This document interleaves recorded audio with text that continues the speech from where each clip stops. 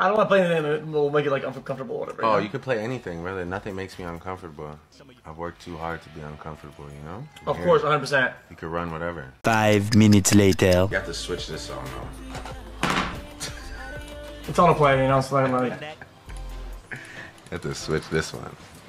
We're real Sixers. We're real Sixers. They're real six-side. Drake honestly might be one of the most embarrassing rap artists I've ever seen in my entire life. Recently, after his rap beef with Kendrick Lamar, he went on XQC stream and started basically being a big crybaby in front of XQC, along with some actions that he's taking right now legally because of Kendrick Lamar's Not Like Us song. But I'm gonna start from the very beginning. A normal person would probably be sitting here thinking, hey, there's tracks, and even talking in general, it's just a part of rap culture. Now, I can't get into every single specific thing that's happened to lead up to Drake and Kendrick Lamar's beef, because this video would easily reach like 40 or 30 minutes long, and I'm not trying to have you here for that long. So just know that Drake is very upset at Kendrick because of some words he said on a song when he was with Future and Metro Boomin, which caused Drake to reply with another song, caused him to reply again, and then Not Like Us was made by Kendrick in response to Drake's song, and that song blew up. That is probably the most well-known diss song, at least for this year, that a lot of people talk about. Went viral on TikTok, other places, to a point where it reached 900 million streams. And Drake was not a fan of this, obviously, as when a diss track is made about you and then gets this type of virality, obviously you're gonna be upset. The entire beef was on public display, but this song in particular, everybody just loved and rocked with. So Drake thought, you know what, I'm gonna do nothing until today, which he decided to sue the label for Not Like Us. Not because in the song he was getting called a P3PO or all the other stuff Drake said about him, but because the song apparently had artificial numbers according to Drake's lawsuit, and the growth was not even real. It was all fabricated by the label in order to push more streams and gain more money out of that song. And Drake isn't sitting there claiming it's just because he does not like Kendrick. I mean, that's probably one of the reasons. I wouldn't be surprised. A guy making a song about you talking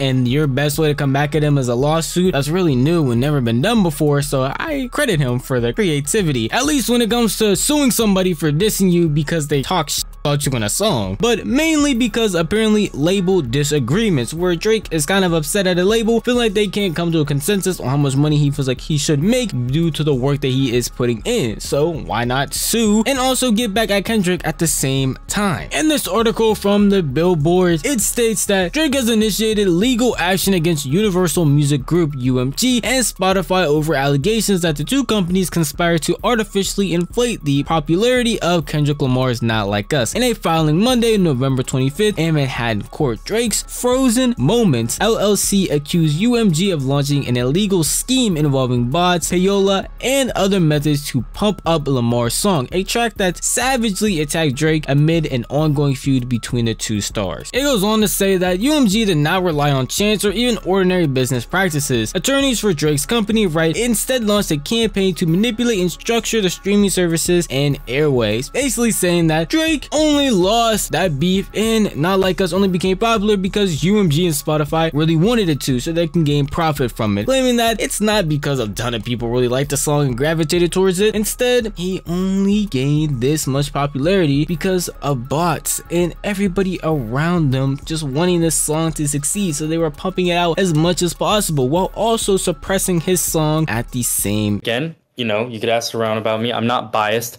I haven't, you know, done this to him over. I don't want to him over. I don't want to anybody over. But early on, when the song first dropped, it wasn't him. I'm not going to say he reached out to me himself, because obviously he didn't. It was definitely somebody from management. They wanted me to do 30 million early, which fed into the rest of the views, because obviously it was going to be a hit song either way. I like the song. You want me to be honest? The song is good. Like, it's a hit song. Hey, sir, we, you know, again, we're at the point where we're putting out public information. Could we also divulge names that we could verify even later? Who reached out to you on behalf of Kendrick? I mean, I have payment proof, and I will DM that to you, as long as, you know, you won't expose it right now on stream in front of everybody, but I will send you all the proof, all the receipts and everything. Okay. Because there are certain things that I want to keep myself safe. What's your bank account, brother? Just speak your truth. All right, fuck it, bro. It's Anthony Soleil. I'm crashing out because like this is for my safety. This is how I feel. That's who paid me. Not saying I was in direct contact with him. That's just the name that was on the account that I got paid by, and that's how I feel. And I'm scared. And then keeps going though, as it says Drake's attorney accuses UMG of violating the Racketeer Influenced and Corrupt Organizations Act, the federal RICO statute often used in criminal cases against organized crime. They also allege deceptive business practice and false advertising under New York state law. The court filings are a remarkable twist in the high-profile beef between the two stars, which saw Drake and Lamar exchange stinging diss tracks over a period of months. Earlier this year, that such a dispute would spill into business litigation seemed almost unthinkable in the world of hip-hop. It also represents a stunning rift between Drake and UMG, where the star has spent most of his career, both through signing a deal with Lil Wayne's Younger Money imprint, which was distributed by Republic Records, then by signing directly to Republic Records. Lamar, meanwhile, has spent his entire career associated with UMG, first through the TDE imprint, which was distributed by Interscope, and more recently through his own company, PG Lang, which he licensed through Interscope. In technical terms, Monday's filing is not yet a full lawsuit, but also called a pre-action petition and a procedure under New York law that aims to secure information before filing lawsuit. Parties named in such petitions will not necessarily be targeted in an eventual lawsuit, and the allegations in Monday's filing seem more squarely aimed at UMG than Spotify. In a statement to the Billboard, a UMG spokesperson sharply denied Drake's allegations. The suggestion that UMG would do anything to undermine any of its artists is offensive and untrue. We employ the highest ethical practices in our marketing and promotional campaigns. No amount of contrived and absurd legal argument in this pre-action submission can mask the fact that fans choose the music they want to hear. Spotify declined to comment on the allegations when reached by Billboard. Drake's attorney claimed that UMG carried out its scheme in a variety of ways, including by charging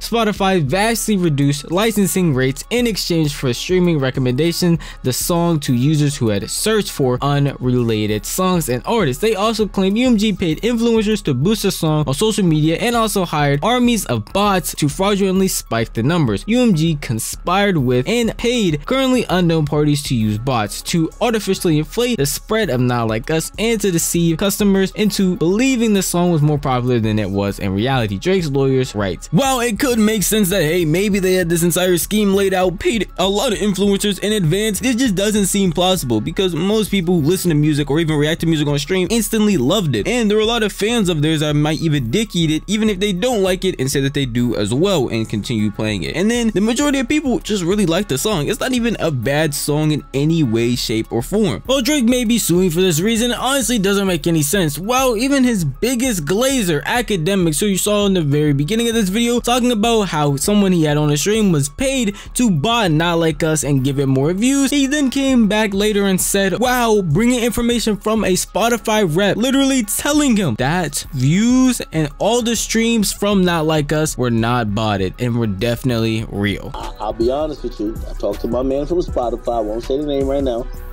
but legit Spotify nigga. He said, hey, yo, I'm gonna be honest with you. I don't know what that person on your stream was talking about. Them streams, them Kendrick streams is real. So even when it comes to fake stream allegations, that was Academics talking about it, and he is one of the biggest Drake glazers in the world. And if he's coming out to even support that, hey, most likely those streams were not botted or tampered with in any way, then I feel like it's looking bad for Drake when it comes to that claim. But don't worry, because there were even more things he wanted to say. In one particularly eye-catching claim, the petition claims that UMG paid Apple to have its voice assistant feature Siri purposely misunderstand users to Kendrick's song. Now that might sound really far-fetched. I mean, someone being able to pay off Apple in general might seem a little bit crazy to some people, but it's actually true. I mean, somebody literally made a video talking about it because they heard about it as well. I just saw somebody on Twitter request to play Certified Lover Boy on Spotify, and it just goes straight to Not Like Us. I don't believe everything I see online, so let's just test it out, okay? You're seeing my screen to a degree.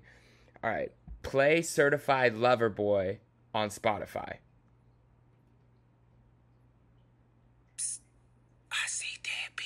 Now, I would like to say that's a very smart plan by Spotify and UMG if this was the case to even get Apple on board. But honestly, it's just Siri being complete dog as she normally is. You can try this with a number of songs that may have lyrics to other songs' names in that song you're talking about, and it will do the same thing. So obviously this claim, although it's kinda correct, it's not incorrect in the way that they think it is. That it did play Not Like Us, but not because they were all conspiring in order to boost Not Like Us streams, because Apple just can't create a voice assistant that's actually good at their job. But we still didn't get to the main reason why they specifically said they wanted to boost Not Like Us. Why would UMG choose to aggressively boost Lamar's song? Drake's lawyers say it is particularly because of internal corporate dynamics at UMG and Interscope, where financially incentivized for executives are largely based on the specific UMG division rather than the performance of UMG more generally. UMG schemes were motivated at least in part by the desire of executives and Interscope to maximize their own profits. Drake's attorney writes, executives at Interscope have been incentivized to maximize the financial success of Interscope through the promotion of Not Like Us and its revitalizing impact on the artist's prior catalog. Now, the way they talk about this, you would sit here and think that maybe Kendrick is just some underground artist who's used to take the spotlight from Drake, when in reality, Kendrick's already really big. And obviously, if a song is doing well, it would make sense to continue boosting it, even if it was through paid promotions from TikTokers or any other platform, which is a normal thing when it comes to music. People do it all the time when it comes to rollouts of songs, just so that when the song actually drops, or just the more people that hear about it, they're going to continue to play the song. So that's nothing crazy or nothing new. And Kendrick Lamar's other projects have already been doing really well outside of Not Like Us. So it's not like, hey, this song all of a sudden blows up and now this artist was dead and now he's back to the rise. No, he still had a dedicated fan base that listened to a song continuously. And he even has one of the longest running albums on the Billboard Top 200. Like, this is not just some run-of-the-mill artist who's just getting all this fame off of one song. This is Kendrick Lamar, who's already had fame, already had a dedicated fan base, already had multiple albums that people love to stream. And the way that this is phrased or made it out to look, it seems like Drake wouldn't have benefited from this either, but he did. He made multiple songs that multiple people also streamed and really liked. It just happened to be that Kendrick Lamar made a better song. But this wouldn't stop Drake though, because he's looking to seek damages from this, saying that he lost out on money and even potential exposure. Drake's attorney says he raised the issue with UMG before heading to court, but the music giant has no interest in taking responsibility for its misconduct. To the contrary, he claims UMG is actively trying to conceal its wrongdoings, including by firing staffers perceived as having loyalty to Drake. Drake has repeatedly sought to engage UMG in discussion to resolve the ongoing harm he has suffered as a result of UMG's actions. The petition reads, UMG refused to engage in negotiations and insisted that UMG is now responsible for its own actions. Instead, Drake says UMG has pointed the finger at Kendrick Lamar and insisted that Drake should sue his rival rather than the label. He also claims that UMG told him that the label would sue Lamar if Drake ended up filing his own lawsuit. I feel like it gets to a point, firing staffers because you feel like they're loyal to you, so that's why UMG let them go. You know, that's a different type of delusional, or maybe just a crooked scheme. That seems a little bit insane though, if I'm being really honest. And then also telling them that, hey, you might as well just file against Kendrick Lamar and not us. That does actually make a little bit more sense, because as an artist, he does have the money to go ahead and just promote his own song. If he wants to pay people to go and dance to it, wants to pay people off for reactions, then that would be on him and not the actual label. They're just the ones that put the songs out. So logically, that does actually make more sense. But them going being like, if you sue us, we're just gonna sue him anyway, that's a little bit odd, but still understandable, because if they're saying that, hey, us as UMG are the ones that put bots on the song and we didn't do that, then we're gonna investigate the person that most likely would have, which is the artist who put the song out. No matter how this goes down though, it just makes Drake seem like the biggest crybaby and sore loser in the world, because there's no way that you can be the face of literally everything, Spotify, music in general, and be pushed to audiences regardless of what music you're singing, and yet still be upset when you just lost in this one occasion. And it doesn't even make it any better that he went on SQC stream recently and basically was acting like a big crybaby the entire time.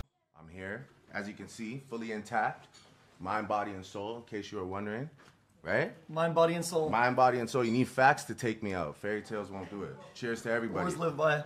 Words to live by. So basically, he's still thinking about that situation, and it lives rent-free in his head. So I'm not surprised he's filing this lawsuit, because it gets even worse. During this same live stream, he claimed that, hey, XQC could play whatever type of music he wants because of that. Facts are only thing that could take him out. Fairy tales don't mean anything. Yet throughout this entire stream, XQC had to switch the song, switch who was playing like 50 different times because Drake said that he doesn't like that type of music, or he doesn't fuck with the people who singing that song. I don't want to play anything that will make it like uncomfortable or whatever. Oh, you could play anything, brother. Nothing makes me uncomfortable.